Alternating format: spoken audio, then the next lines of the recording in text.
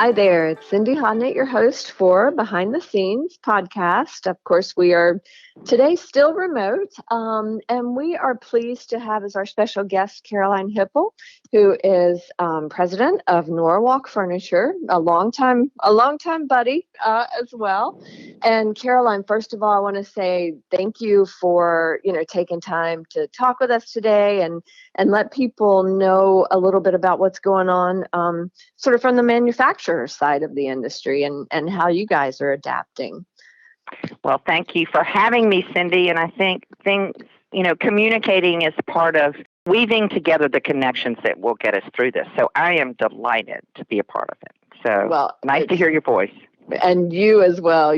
Well, one of the reasons that I really wanted to reach out to you in particular is because, a lot of the retailers and designers never miss Norwalk, whether at High Point Market or Las Vegas Market, because your window displays in the showroom and your product stories are just spot on with the influences that we're seeing, in the consumer end of things.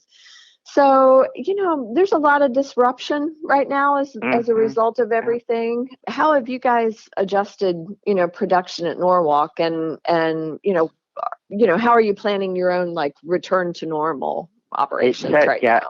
It's so interesting, Cindy, to navigate this pandemic. I'll never forget talking to Steve Kahan of Regal Furniture at the January Vegas, and he said, "Caroline, I'm supposed to go to Hangzhou next week, and my supplier is saying don't come. That Hangzhou is going to be shut down." And I had just a lightning bolt went through me at that very moment, and I thought, this is going to be a big deal. And, and at first I was thinking about supply, which is obviously, but then I started thinking if they're shutting down major cities in China, then, this is going to be a big deal. So, but, we, like everyone else, my last trip was to the Design Influencers Conference in San Francisco, and we were just starting to see that there were a couple incidences in San Francisco. And then I came home. I had a red eye to meet a major customer who I'm so glad got to our plant just before this. And not the next week, we started knowing that we were going to have some issues. And so we started planning depending upon what the federal government said, what the state government said, what would be our reaction. And so sure enough, on Sunday the 24th, our governor said we could work until midnight the next day. And so in one day, so we all met on Sunday and then decided our plans for our employees. And so then, but that was before we knew about the CARES Act, before we knew about the PPP Act. So it's very interesting how you have to respond as things come. Most of our employees are furloughed, but because of the stimuluses, I think they're in good shape. And they're happy. We're all happy. Sad to not be together and doing what we do best, which is make beautiful upholstery, but happy to be doing our civic duty to help stem the tide. Yeah. So right after that, and for a long time we had wanted to use our sewing facilities to be able to help, but we wanted to make sure that we really were doing something that was helpful with someone who needed something from us. And miraculously, the hospitals in the area had discovered a material that they use for sterilizing instruments in the OR, and they had plenty supply. And we learned how to make masks and gowns out of this material, and then we started supplying. It's life extending to the real PPE. It can be sterilized, and so now that's what we're making. We brought our sewers back, our pattern developers, and cutters, and so we have been able to help our community while our springers and our framers and our upholsterers are not working now. Our cutters and sewers and pattern development people are. It's a phenomenal endeavor, I think, that you've undertaken there, really. Thank you. But I'll tell you, it's a gift to us because we're people that make things. And our folks want to make things, and it's like, and they've done it for years and years and years. And so for Tim Halleck, our head of the factories, vice president of manufacturing, for him just to be able to organize a team, Mark Gornick, we have a command team that figured out quickly how to make the patterns, how to cut them on an electric cutter, how to sew them efficiently so we could get a lot out. And so that gave them a sense of purpose to be able to help. And I think that's one of the most important things in change is people want to know the picture, the plan, and their part to play. And our job as a leader is to help paint the picture of what are we doing today, what is the plan, how do we get it done, and what is your part to play. And when people understand that, they can deal with bigger uncertainty more easily. Does that make sense? Absolutely. Yeah. It sounds like it honestly should be almost a playbook for really. I've had a few crises and changes in my career to lead, so it's not the first time I've had to use that. But that's a good thing about being resilient and being able to, see good things out of tough things is you do learn how to help the human side of it get through it. And that's my job. Our jobs is to make this environment safe for our folks. Our first decision making is always the health and welfare of our team here. And, should we shut down now? Do we wait till the governor says shut down? When can we reopen? So the first thing we say is, how does this affect our employees' health and welfare? And once we make that decision, then we go out and we say, how does this affect our customers, their health and welfare? And so it's our community, our vendors. So we're always thinking sort of in this 360, how does this affect our vendors? How does it affect our employees? How does it affect our customers? And we have this command team of different parts of our company that meet every day and say, either virtually or we have a few of us here that are the go forward team, and say, okay, if we reopen, for example, Governor DeWine in Ohio says that he's going to that the stay home order is going to expire on May 1st. We'll see if that happens. He will make those decisions probably next week. But we're planning, if they do lift, how do we come back? We plan to come back in full. One of the things we did early, because of that first knowledge I had about Hangzhou, is I started getting in goods, fabric here, so we could produce for a long time. And so we have plenty of supplies here, so when we do reopen, we can be at full production. Wow. Those are the things you have to think about. You have to think about, are my customers open? Are the retailers open? Can they receive goods? Do they want to receive goods? And then, do I have the materials with which to make the goods? So we could control getting the materials here early. So we really worked hard on that. Of course, you're wearing manufacturer's hat now, but you were a retailer as well for a long time. So I think you can really speak very, very knowledgeably about both sides of the business. If you are one of those manufacturers that didn't see this coming, the tsunami coming, with your voice of experience in the industry, what would you say to those folks, maybe as the sort of maybe top 2 or 3 things that they really should be thinking about right now? Well, I think customer intimacy is one thing. And one of the things that we are in a great time where you can Zoom, you can pick up the phone, you can use social media. And really, we set out to define who our core customers were, what they needed from us, and we set out a strategy to stay in good contact and really use this time as learning and growing together and business planning. And, first, of course, empathy, certainly trying to understand what's going on with them, but then really get a little more granular with data that can help them make a good business decision, and then in small groups sharing with other retailers like themselves. There are some wonderful share groups out there, and so, but we are doing it in a much more casual way. And we're learning a lot, and we're sharing a lot, and we're helping. I keep going back to when you can't control the big thing. I mean, you and I cannot make that coronavirus go away yet. You and I cannot get enough tests out there. You and I cannot get an antidote. But what we can do is decide how we can make the most of this time, even though it's awful, recognizing it's terrible and lots of awful things are going to happen. But what can we do that's good now? And then set out to do that. And so what I encourage people to do is meet, talk to your customers, get to know them in this new way, show empathy, and then I guarantee you will learn something that will help you on the other side. So there's this interim time that we're using, and then there's this endless planning for, will we have a Vegas market? Will we have a High Point market? Will we have a Atlanta market? Will we, and so I was just I'm on a board with one of your folks at IMC, and bless his heart, I'm sure everybody wanted to know what he thought about it. But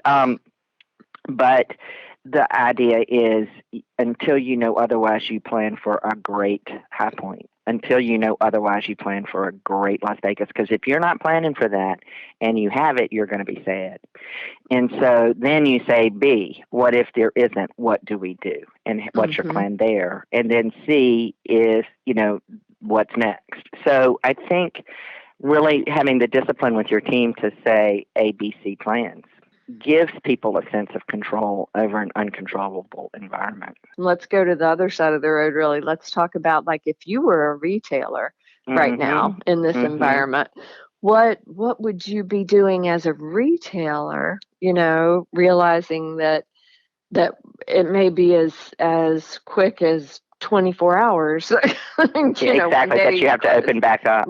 The other thing that I'm doing is I'm taking my news in the morning and at night. I am not streaming it all the time because I think that would drive anybody crazy. Because yes, you don't need all that drama. What you want to know is, what is the federal government saying right now? What is your state government saying right now? And what are the pundits in the industry saying?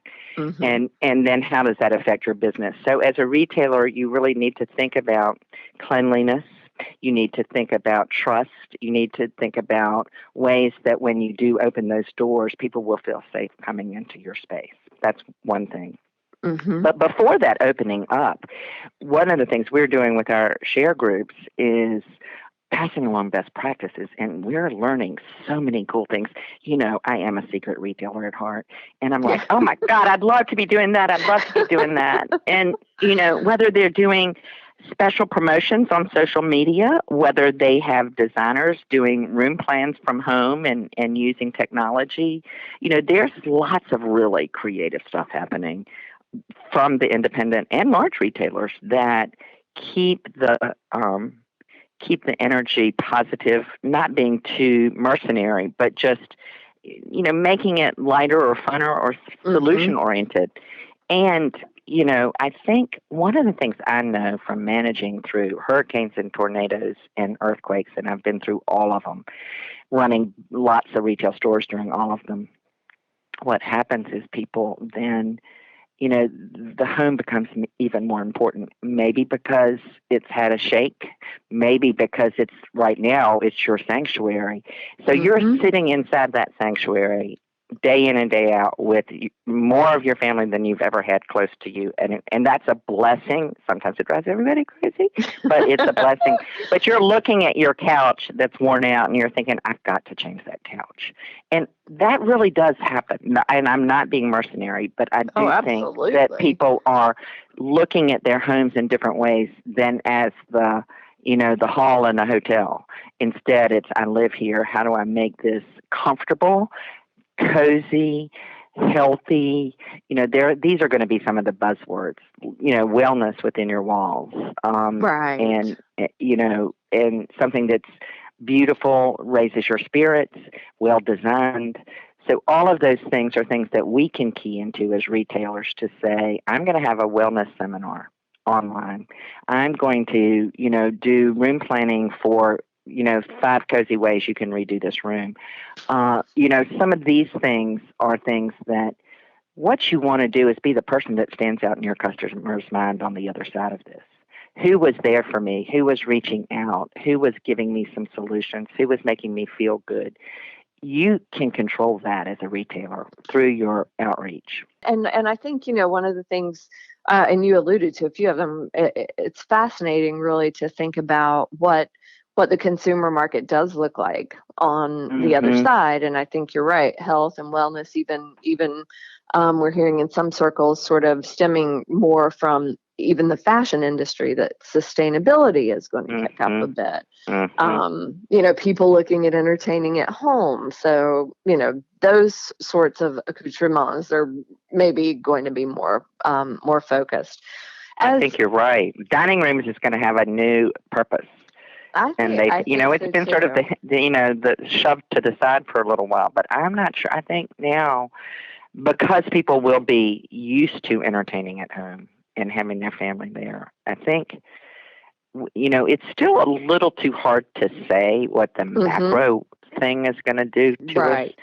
But again, you can't control the macro, but you can control your response in it, which is outreach, understanding what people need and how they feel, and then being helpful in solving some problem. Yeah. And I think that's, again, there are so many things happening at one time right now. I mean, I think it's making everybody's head spin, So I'll ask really kind of a two-part question, First of all, how do you really start your navigation with all of the information that's coming at you? I mean, are you sort of revising your strategy almost on a daily basis at that point? Yeah, and you are. Have you experienced also, I guess, maybe any sort of aha moments, whether professionally or personally, and kind of adapted strategies and best practices to that? We've been in the whirlwind a little bit, and so it's not totally settled, but I'll use a metaphor. Now, I was just in Venice at the end of November, right before the Aqua Alta, and now this. It's like unbelievable. But now I'm seeing dolphins in the canals in Venice, and those canals are so clear because there just isn't a lot of traffic. So I think in all of our lives, the silt is going to settle in the water, and then we're going to have some real clarity. Personally, professionally, this time is going to make us really re-examine who we are as businesses, who we are as people, and what's really important to us. And I think caring is going to come out of this. I don't know how to explain, but I know personally, I'm going to have a cocktail webinar with my Venetian traveling friends tonight. Isn't that so fabulous? The Lagoon 8, we call ourselves. And before that, I'm having a happy hour Zoom with all of the sales reps from Norwalk at 4:00. So, nice. Yes, I'm having a little Aperol in the afternoon. I love it. I know, it's really, but this please reach out is happening. My godchildren call me. My high school friends and I have been communicating. We are very good friends, but everybody feels this need with family and with friends to connect. And that's so interesting to me, really interesting. And I think that also relates to retail and manufacturing and I really believe we're going to come out of this knowing not to be afraid of technology, social media, and online activity, but to embrace it with our skills. And I've long been an advocate that retailers need to harness the utility of online sales and make it work with their in-person experience and their design experience. And we're going to figure this out, how it's not a fear factor, but an aid. And that's one reason we are launching. We started, I guess, maybe 6 months or a year ago, and it's going to be an 18-month project from here out, of really revamping our own online experience and our mobile experience, and we're adding in visualization tools. We sell a lot of sectionals, a lot of variations, which means you change the arms, you change the legs, you change the back. They're very complicated but very popular. We're creating tools, and we'll launch the app next weekend, where you can really see, you can change that arm. If you can, it'll let you. If you can, it won't let you. And you can change the leg. And by the end of your playing with this, you see it visually, you see it 3D, you see it draped in your fabric of choice. Then it writes the order for you. So it takes the fear out of doing this virtually. And so designers and retailers, our customers, can use this with their customers to really reduce the fear factor of ordering a complicated custom piece. So these are the things that we're trying to do to move the desirability forward of pairing an in-store experience, which I still think is critical, with the tools that online give you, and then with a manufacturer like us that wants to support that. So we're super excited about that. That is. It's customization with a click. I love it. I love it. Yeah, armchair design. And our partner who's really doing the technical work wants to train retailers to use it. Retailers are not their customers, but one of the reasons we loved partnering with them is that they will go to our retailers if they want to white label it and make it theirs. And so we're just trying to figure out ways that we can reduce the fear in using technology and online, because I think we're all going to get there, everybody. Yeah. Well, one thing I want to mention just before we wrap up is that for those of our audience that go to actually our YouTube version of the podcast will be able to see some of your product that's that you want to highlight now and moving forward. But given that, what would you like to say to your customers right now? I mean, what final words of wisdom, or just final words? It will be all right. If it's not all right, it will be all right in the end. If it's not all right, it's not the end. And that's John Lennon, but not me. But I know every one of my hardships has ended up being a blessing in my business life. And I know this will take us some time to figure our way through this. But we are a country of 350 million people. There are people that need our products and our services, and we will find our way through this together. But it is together. It's be good to your vendors, be good to your customers, create your community, and then go hard at what your vision is. And you will survive and thrive. I mean, I think we will thrive. And it's not going to feel good, but in that not feeling good, you'll find something that feels really great. And I really believe that. So, and I hope everyone is safe and well. That is lovely. I can think of no better words to wrap up on. And Caroline, again, thank you so much for being part of this and sharing your perspective. We look forward to seeing what's coming next from Norwalk. And I'm telling everyone we're talking to on these podcasts, I cannot wait to see you again in person. Me too. I can't wait for a hug, a real hug. It will be there soon. It will be there soon. Well, you stay safe and well, and we'll talk soon. All right. Thanks again. All right. Bye. Bye.